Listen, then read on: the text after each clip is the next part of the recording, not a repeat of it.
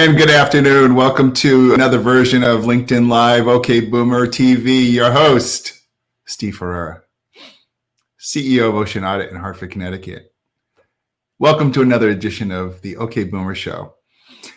Today is a fast-breaking story on Volvo, yes, and Polestar.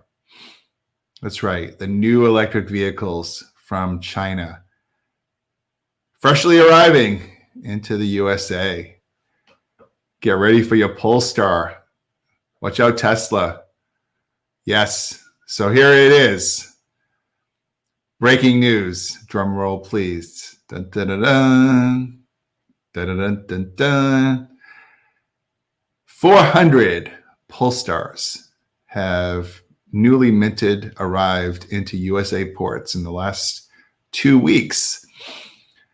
This is a first for the Swedish automaker with a joint venture with Geely in China. So the Polestars are in. There are two versions, Polestar 1 and Polestar 2. Polestar 1 is a coupe and Polestar 2 is a sedan. These are going to be breakthrough vehicles for Volvo. Speaking to some of the well-respected folks in the industry that cover automotive, this is a groundbreaking moment for them. And certainly we look to see how well Volvo does up against folks like Tesla and Audi, BMW, as we start to look into that, Mercedes, as we start to look into that category. But the reviews on Polestar are somewhat mixed. I mean, it seems to give a really good ride, and I definitely would volunteer to test drive one. Hint, hint to Volvo. And it is good to see the product has come in. Now, what's interesting about the product coming in, the 400 units, these came in 2 weeks ago. And they've been obviously being put away and prepped away. Now, these could have been pre-sales that are going to be available to those people that plunked down the early deposits. The thing is I haven't seen any more activity over the last 2 weeks. So 400 are in, but certainly we can't classify them as test vehicles, right? Because obviously they're in. Test vehicle, it's too late for that, or any prototypes. These are the actual real deal. I haven't actually seen anything that said that Volvo has released them and that they are here. But I am breaking the news today, and you've been watching so far. I'm not going to end this yet, but you're watching Steve Ferreira, CEO of Ocean Audit, host of OK Boomer Live, also known as Lapel Pin Guy, but today without my lapel pins. The other news that is maybe not as interesting as Volvo is that I have noticed through the data I review that Hyundai has quietly been introducing some prototype test vehicles at their test track here in the USA. They have many new versions of prototypes that they are bringing in onesie, twosie, and also the Kia range, as well as Hyundai and Kia. And so it is interesting to see the activity that ocean freight can teach us about prototypes and secret type movements at test tracks in Arizona that the vendors obviously want to keep the photographers away from. So I think it is interesting that the Polestar is in, where they are now, where those 400 cars are. I don't know if they're starting to get out to dealers yet. I haven't, surveyed that part of it, but I just wanted to report that from an ocean point of view. We can tell a lot from what's coming in by analyzing special movements from designated vendors, high-end vendors like Tesla or Volvo, Hyundai, General Motors, and the ilk, so to speak.